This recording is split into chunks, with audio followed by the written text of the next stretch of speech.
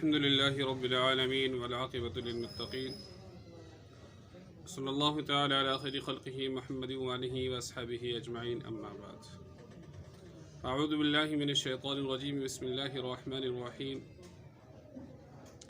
وإذا مرضت فهو يشفي. آپ تھوڑا سامنے بڑھیے.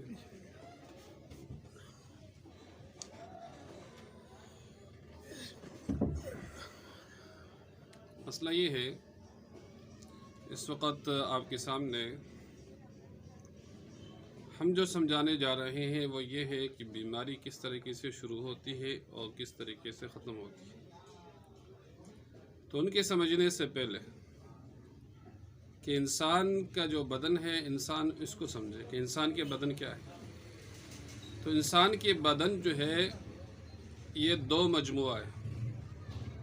ایک اس کی روح ہے اور ایک اس کا جسم ہے. جب روح اور جسم دونوں ملتے ہیں تو تب انسان بنتا ہے. روح اللہ جل شانہ نے پہلے بنایا. تمام انسانوں کا وجود نہیں تھا دنیا میں. اللہ جل شانہ نے تمام انسانوں کی روحوں کو جمع فرمایا اور ایک سوال کیا. وہ سوال کیا تھا؟ الست بربکم، کیا میں تمہارا رب نہیں ہوں؟ تو سب نے ایک جواب دیا، قالوا بلا، اے اللہ کیوں نہیں، آپ ہی ہمارے رب ہیں. پھر دنیا کے نظام اللہ جل شانہ نے چلایا. پھر جس آدمی کا جسم بنتا گیا ماں کے پیٹ کے اندر اللہ نے ان کو وجود دیا اور وہ وجود اللہ جل شانہ نے ایک پانی کے ذریعے سے ان کو دیا. اور وہ پانی کیا ہے؟ یخرج من بین الصلب والترائب. جو ماں کی چھاتیوں سے اور باپ کی پیٹھ سے وہ پانی نکلتا ہے. اللہ فرماتے ہیں اس اچھلتے ہوئے پانی سے ہم نے انسان کو بنایا. اس انسان کو بنانے کے بعد اللہ جل شانہ جب انسان ماں کے پیٹ میں ہوتا ہے تو اس کے اندر روح پھونک دی جاتی ہے. پھر انسان کا وجود آتا ہے اور پھر یہ انسان بن کر مکمل دنیا میں آتا ہے. لیکن جب انسان بناتا ہے ہر آدمی نے اپنی طریقے سے اس میں تشریح کی ہے، تفسیر کی ہے. اطباء حضرات نے اپنے انداز سے اس میں تفسیر کی ہے، انسان کے بدن کو سمجھایا، اور جو روحانی معالج ہے انہوں نے اپنے انداز سے سمجھایا. لیکن ہمارا جو نظریہ ہے، کیونکہ دو طبیں چلتی ہوئی آ رہی ہیں، ایک طب یونانی جس کو طب قدیم کہتے ہیں اور ایک طب جدید جس کو حضرت صابر ملتانی رحمہ اللہ تعالی علیہ نے ایجاد کیا. انہوں نے ایک آسان انداز سے لوگوں کو سمجھایا. وہ یہ ہے کہ انسان کا جو بدن ہے اس میں تین چیزیں جس کو اعضائے رئیسہ کہتے ہیں. ایک انسان کا دل ہے، دوسرا اس کا دماغ اور تیسرا اس کا جگر. یہ تین چیزیں، دل، دماغ اور جگر. اچھا، دل کے جگہ پہ اس کے ساتھ ہے جس کو ہم عضلات کہتے ہیں، اور اعضائے رئیسہ جس کو ہوتے ہیں یا دل، عضلات. تو عضلات کے پردے پورے جسم کے اندر پھیلے ہوئے. پورا جسم ہے، اس کے پردے کے لئے یا اس کی نسیں کے لئے یا اس کی رگے کے لئے کوئی بھی نام دے سکتے ہو. بعضوں نے نسیں کہا، بعضوں نے پردے کہا، مگر اس کا مرکز دل ہے اور اس کے پردے پوری بدن کے اندر پھیلے ہوئے، دماغ تک بھی گئے ہوئے اور جگر تک بھی آئے ہوئے، پوری نظام جو. اسی طریقے سے دوسرا اعضائے رئیسہ وہ ہے جگر. جگر جو ہے وہ غدود کا مرکز ہے اور غدود کے پردے پوری بدن کے اندر پھیلے ہوئے.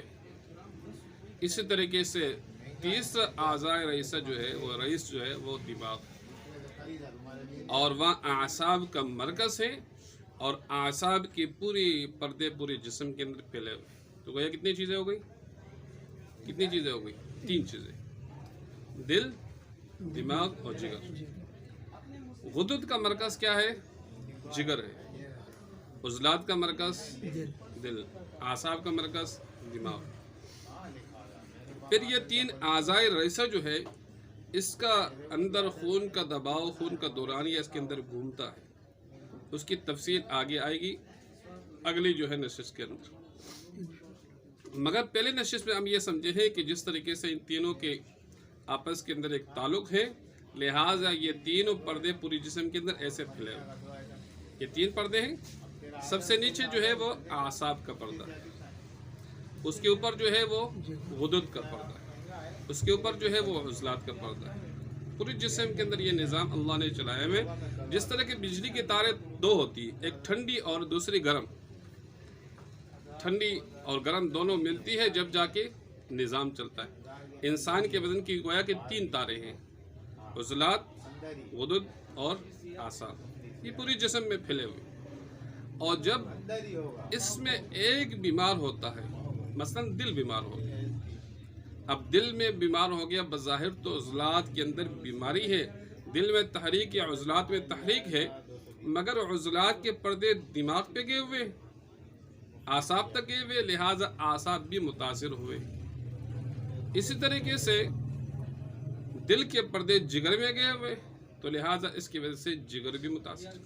پھر جہاں جہاں یہ پردے جا رہے ہیں وہاں وہاں ان کی اثرات جا رہے ہیں. دل کا اثرات پوری نظام کے اندر پھیلے ہوئے، لہٰذا بیمار تو دل ہے، عضلات میں بیماری ہے، مگر پورے بدن کے اندر اس کے جانا، اس کے پردے ہیں وہ متاثر ہے.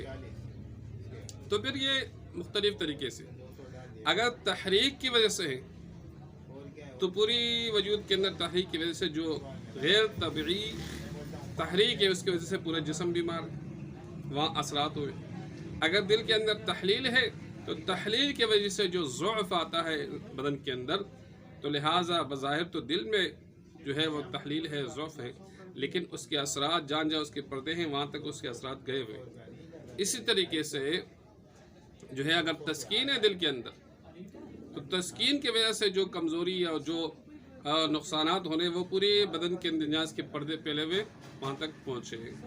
تو لہٰذا یہ مین 3 چیزیں ہیں، ان کو سمجھ لیں تو اس کے مطابق باقی چیزیں سمجھیں. اعضائے رئیست 3 ہیں، عضلات، دل جو عضلات کا مرکز ہے.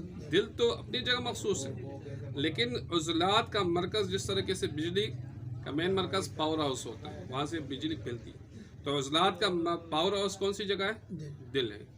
اور اسی طریقے سے جگر، یہ غدد کا کیا ہے؟ پاور ہاؤس ہے. اور غدد کے پورے پردے کہاں سے پھیلے ہوئے؟ جگر سے. اسی طریقے سے اعصاب ہے، لہٰذا وہ دماغ کی جگہ وہ اعصاب کا پاور ہاؤس ہے، وہاں سے پورے بدن کے اندر اس کے پردے پھیلے ہوئے.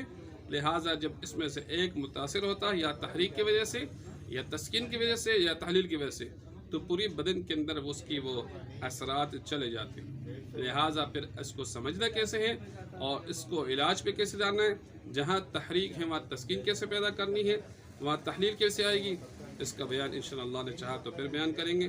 وآخر دعوانا الحمدللہ رب العالمین.